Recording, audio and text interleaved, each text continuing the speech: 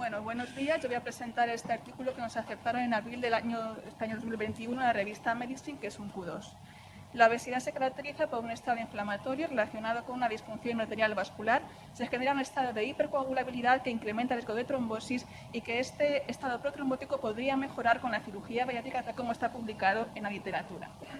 El objetivo del estudio fue analizar el impacto de la cirugía bariátrica en la reducción de los factores cardiovasculares y su asociación con cambios en la generación de trombina y actividad procoagulante de las micropartículas. Es un estudio prospectivo, longitudinal, que incluye pacientes mayores de 18 años candidatos a cirugía bariátrica con un índice de masa corporal por encima de 40 o bien por encima de 35, que además presentaba alguna comorbilidad como puede ser diabetes, hipertensión, dislipemia o SAUS.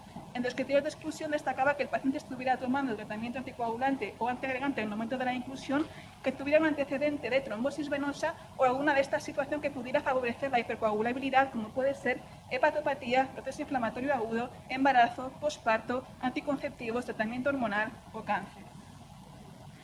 Hicimos 3 visitas: la visita de inclusión, en la cual el paciente firma consentimiento informado, una fase previa a la cirugía, una vez completada una fase de ayuno modificado, y a los 6 meses de la cirugía. Incluimos variables clínicas, que eran los factores cardiovasculares, al principio y al final del estudio, es decir, en la visita 1 y en la visita 3, y hematológicas en cada una de las visitas, ya que incluíamos la generación de trombina, de micropartículas procoagulantes y el dímero D. Aquí incluimos 94 pacientes, de los cuales 66 eran mujeres, con un índice de masa corporal de 49,6, y vemos que 61 pacientes se sometieron a un bypass gástrico NIDERUS y 33 de ellos una gastrectomía tubular. Aquí, si os fijáis, vemos como el índice de masa corporal va reduciéndose conforme van pasando las visitas.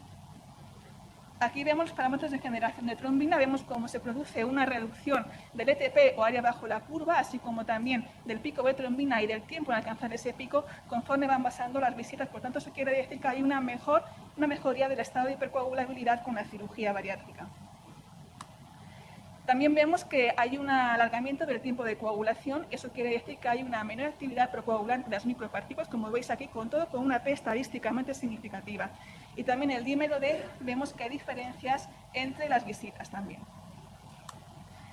Aquí vemos que cómo se mejoran los parámetros cardiovasculares en la visita de inclusión y a los 6 meses de la cirugía. Vemos que aproximadamente un 50% de los pacientes dejan de ser hipertensos, como veis aquí, un 44 o un 24, y de forma similar con la diabetes, con la dislipemia y con el SAUS, todos con unas P's también estadísticamente significativas.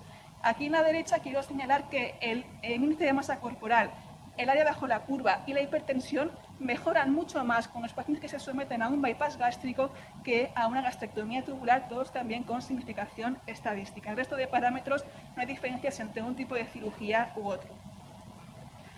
Aquí simplemente destacar que los parámetros de generación de trombina y las micropartículas no se modifican según el paciente al final del estudio persista o no con cada factor cardiovascular. Por ejemplo, hipertensión o no hipertensión, si os fijáis, no hay diferencias entre cada uno de los parámetros, y con unas P's que, por supuesto, tampoco son estadísticamente significativas. 3 minutos. Conclusiones: pues este es el estudio que incluye mayor número de pacientes en un solo centro, que evalúa cambios en la generación de trombina y micropartículas después de la cirugía bariátrica, que se produce una mayor pérdida de peso con el bypass en NIDERUS y también una mejoría del estado de hipercoagulabilidad comparado con la gastrectomía tubular, y esta mejoría de los parámetros de hipercoagulabilidad es debida a la pérdida masiva de peso y no por la mejoría de los factores cardiovasculares tras la cirugía bariátrica. Y muchas gracias.